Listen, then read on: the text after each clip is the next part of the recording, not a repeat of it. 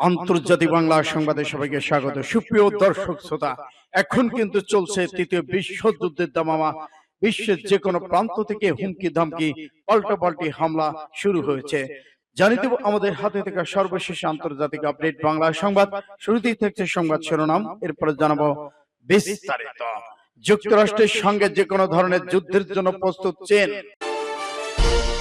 এদিকে পাকিস্তানে এক নারী কাঁপিয়ে দিল পুরো ভারত।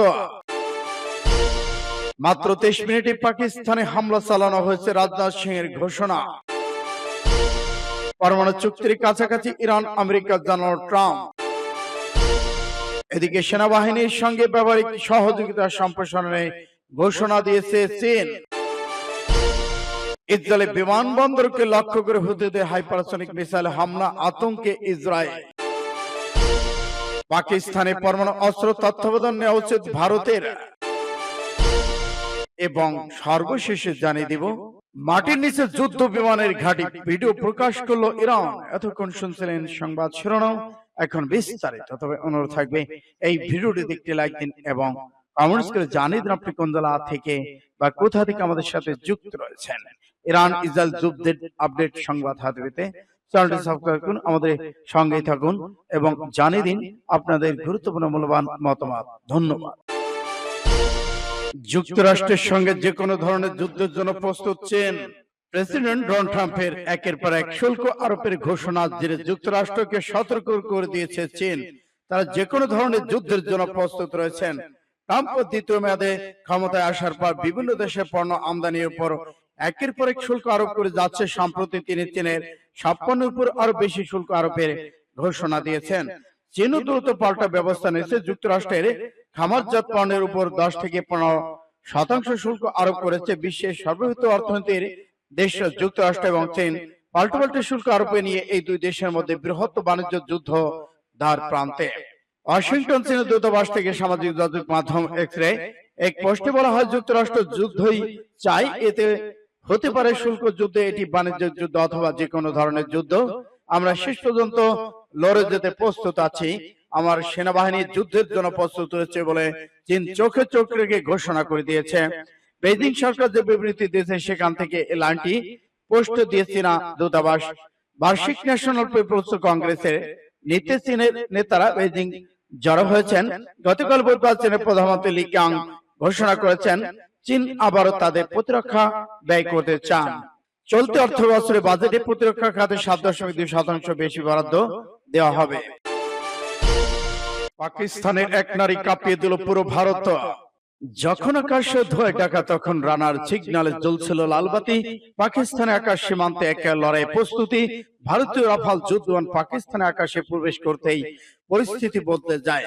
সামরিক ঘাঁটিগুলোতে হাই অ্যালার্ট জারি করা হয় এবং সারা দেশ নিঃশ্বাসে থামিয়ে অপেক্ষা করতে থাকে। এমন পরিস্থিতিতে ককপিটে বসেছিলেন এক সাহসী নারী, স্কোয়াড্রন লিডার আয়েশা। ঠান্ডা মাথায় স্ক্রিনে চোখ রেখে নিখুঁত নিশানা মেরে দিলেন কমান্ডো, লক অন টার্গেট। কিছু সেকেন্ডের মধ্যেই পাকিস্তানের আকাশে ভারতের আধিপত্যের স্বপ্ন থেমে গেল। রাফাল যুদ্ধবিমানটি দিয়ে আকাশে বিস্ফোরিত হয়ে ছিন্ন বিচ্ছিন্ন করে দিল ইন্ডিয়ার রাফাল যুদ্ধ বিমান। পাকিস্তানে তখন বিজয়ের আনন্দ। শুধু পুরুষরা নয়, নারীরাও যে সামরিক ক্ষেত্রে অত্যন্ত দক্ষ হতে পারে আয়েশা তার প্রমাণ দিয়েছে। পাকিস্তানের সামরিক ইতিহাসে তিনি প্রথম নারী যিনি শত্রুর যুদ্ধ বিমান ধ্বংস করে দিয়েছিল। এটি কেবল একটি সামরিক সাফল্য নয়, বরং এটি একটি বৈপ্লবিক বার্তা। নারীরা শুধু ঘরের বাইরে নয়, দেশের গর্ব হতে পারে। এদিকে আয়েশার সাহসিকতা এবং প্রতিশ্রুতি সারা বিশ্বে প্রশংসিত হয়েছে। যুক্তরাষ্ট্র, ব্রিটেন, তুরস্ক সহ বিভিন্ন আন্তর্জাতিক সংবাদ মাধ্যমে তার বীরত্ব গাথা প্রকাশিত হয়। পাকিস্তানের প্রধানমন্ত্রী নিজে তাকে ফোন করে অভিনন্দন জানান। প্রতিরক্ষা মন্ত্রণালয় ঘোষণা করে যে তাকে জাতীয় বীরের সম্মানে ভূষিত করা হবে। অন্যদিকে ভারতের সংবাদ মাধ্যম হতাশ এবং খবরের চাপ 5টি যুদ্ধবিমান হারানোর খবর পেয়ে দেশ জুড়ে সমালোচনা শুরু হয়। পাকিস্তান দাবি করে 3টি রাফাল এবং 2টি সুখোই মিস সিরিজে যুদ্ধ বিমান তারা ধ্বংস করে দিয়েছে, পাইলটদের বন্দী ও করেছে। সামরিক বিশ্লেষকরা একমত যে এটি শুধুমাত্র একটি বিমান ধ্বংসের ঘটনা নয়, বরং এটি অপারেশন পুরো যুদ্ধের মোরাল পরিবর্তন করে দিয়েছে এবং যুদ্ধবিরতিতে সম্মত হয়েছে ভারত। সূত্র ইন্ডিয়া টুডে। মাত্র 23 মিনিটেই পাকিস্তানকে শেষ করে দেওয়া হয়েছে রাজনাথ সিং এর ঘোষণা। ভারতীয় সেনাবাহিনী প্রশংসকের প্রতিরক্ষা মন্ত্রী রাজনাথ সিং আজ শুক্রবার বলেছেন, মাত্র 23 মিনিটে পাকিস্তানকে শেষ করে দেওয়া হয়েছে। নাশতা পানি খেতে না সময় লাগে, সেই সময়ের মধ্যেই সন্ত্রাসী ঘাঁটি আমরা ভেঙে গুড়িয়ে দিয়েছি। গুজরাটে ভূস্ব বিমান ঘাঁটিতে গিয়ে আজ রাজনাথ সিং অপারেশন সিঁদুর ছিল ভারতীয় শক্তি ক্ষমতার ছোট্ট একটা টেলার পিকচার, সময় হলে দেখানো হবে। প্রতিরক্ষা মন্ত্রী ভারতের তৈরি ব্রাহ্মস ক্ষেপণাস্ত্রের ভূয়সী প্রশংসা করে বলেন, ভারতের একটা পরিচিত কথা আছে যে দিনের আকাশে তারা দেখানো। ভারতের তৈরি ব্রাহ্মস পাকিস্তানিদের দেখিয়ে দিয়েছে রাতের অন্ধকারের দিনে উজ্জ্বল কেমন লাগে। এদিকে পাকিস্তানের সঙ্গে সংঘাতের পর ভারতীয় সেনারা নিয়ম ভঙ্গ করে বিভিন্ন সেনা ঘাঁটিতে যাচ্ছেন। প্রধানমন্ত্রী নরেন্দ্র মোদী গিয়েছিলেন পাঞ্জাবের আদমপুর বিমান ঘাঁটিতে। রাজনাথ সিং গতকাল বৃহস্পতিবার গিয়েছিলেন কাশ্মীরে বাদামীবাগ সেনা ছাউনিতে, আজ গেলেন ভুজে। শ্রীনগর গিয়ে রাজনাথ সিং প্রশ্ন তুলেছিলেন, এরকম একটা দেশের হাতে পারমাণবিক অস্ত্র সম্ভার নিরাপদ কিনা সে প্রস্তুত ছিল পাকিস্তানের পরমাণু অস্ত্র সম্ভার জাতিসংঘের আন্তর্জাতিক আণবিক শক্তি সংস্থা AI এর নজরদারিতে রাখা উচিত বলে মন্তব্য করেছেন। পরমাণু চুক্তির কাছাকাছি ইরান, আমেরিকা জানালো ট্রাম্প। ইরানের সাথে পারমাণবিক চুক্তি নিশ্চিত করার খুব কাছাকাছি পৌঁছেছে যুক্তরাষ্ট্র। তেহরান শর্তাবলী কিছু সম্মত হয়েছেন, এমনটা জানিয়েছেন মার্কিন প্রেসিডেন্ট ডোনাল্ড ট্রাম্প। শুক্রবার আন্তর্জাতিক বার্তা সংস্থা রয়টার্সের তথ্য নিশ্চিত করেছেন। ট্রাম্প বলেছেন, দীর্ঘমেয়াদী শান্তির জন্য আমরা ইরানের সাথে অত্যন্ত গুরুত্ব সহকারে আলোচনা করেছি। তারা ইরান সূত্র জানিয়েছে, মার্কিন যুক্তরাষ্ট্রের সাথে আলোচনা এখনো কিছু দূরত্ব রয়েছে যা পূরণ করা সম্ভব। এর আগে গতকাল চতুর্থ দফা আলোচনায় ট্রাম্প প্রশাসন ইরানকে পারমাণবিক চুক্তির প্রস্তাব দিয়েছিল। এদিকে একজন সিনিয়র ইরানি কর্মকর্তা বলেছেন, কয়েক দশক ধরে চলমান পারমাণবিক বিরোধ সমাধানের জন্য তেহরান মার্কিন যুক্তরাষ্ট্রের কাছ থেকে কোনো নতুন প্রস্তাব পায়নি। তিনি আরো বলেছেন, ইরান তার মাটিতে ইউরেনিয়াম সমৃদ্ধ করার অধিকারের সাথে কখনো আপোষ করবে না। সূত্র ইন্ডিয়া টুডে। রাশিয়ার সেনাবাহিনীর সঙ্গে ব্যবহারিক সহযোগিতা সম্প্রসারণের ঘোষণা দিয়েছে চীন। রাশিয়ার সেনাবাহিনীর সঙ্গে ব্যবহারিক সহযোগিতা সম্প্রসারণের ঘোষণা দিয়েছে চীন। প্রেসিডেন্ট শি জিনপিং সাম্প্রতিক মস্কো সফরের পর এই ঘোষণা আসে। গত সপ্তাহে দ্বিতীয় বিশ্বযুদ্ধে বিজয় দিবসের কুচকাওয়াজেই অংশ নিতে মস্কো গিয়েছিলেন তিনি। বৃহস্পতিবার এক প্রতিবেদনে ত্রাস নিউজ আরব নিউজে তথ্য জানায়। প্রতিবেদন বলা হয়, সোভিয়েত ইউনিয়ন 80তম বিজয় দিবস উদযাপন অনুষ্ঠানে অংশ নিতে রাশিয়া সফরে গিয়েছিলেন শি জিনপিং। দ্বিতীয় বিশ্বযুদ্ধে নাৎসি বাহিনীর বিরুদ্ধে তৎকালীন সোভিয়েত ইউনিয়নের বিজয়কে স্মরণ করতে প্রতি বছর 9 মে রাশিয়ার বিজয় দিবস উদযাপন করা হয়।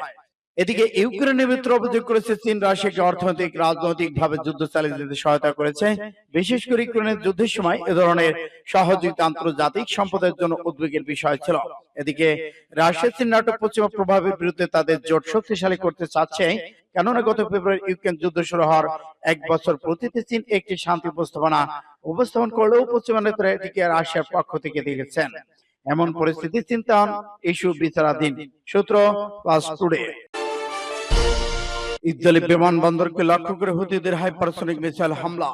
ইসরায়েলি তেল আবিব থেকে 20 কিলোমিটার দক্ষিণ পূর্বে অবস্থিত বেন গুরিয়ন বিমানবন্দরকে লক্ষ্য করে একটি দেশীয় হাইপারসনিক ব্যালিস্টিক ক্ষেপণাস্ত্র নিক্ষেপ করেছে ইয়েমেনের হুতি আন্দোলন। সশস্ত্র বাহিনী মুখপাত্র ব্রিগেডিয়ার জেনারেল ইয়াহিয়া সারি বৃহস্পতিবার দিবাগত রাতে কথা জানিয়েছেন। ইয়াহিয়া উল্লেখ করেছেন, প্রতিশোধমূলক হামলা সফলভাবে কাঙ্ক্ষিত লক্ষ্য অর্জন করেছে, যার ফলে লাখ লাখ অবৈধ বসতি স্থাপনকারী আশ্রয় পালিয়েছে। তিনি জোর দিয়ে বলেন, ইয়েমেনি সশস্ত্র বাহিনী দেশের স্বাধীনতার সঙ্গে মিলে এই অঞ্চলে ক্রমবর্ধমান ঘটনা বলে, যেখানে সাধারণ মানুষের উপর নিত্যদিনের গণহত্যা, সাহায্য অবরোধ এবং মুসলিম রাষ্ট্রগুলোর নিষ্ক্রিয়তার আলোকে গাজার জনগণের সাথে সংহতি প্রদর্শন করাকে একটি ধর্মীয়, নৈতিক এবং মানবিক দায়িত্ব বলে মনে করেছেন। পাকিস্তানের পরমাণু অস্ত্র তত্ত্বাবধানে নেওয়া উচিত, ভারতের প্রতিরক্ষা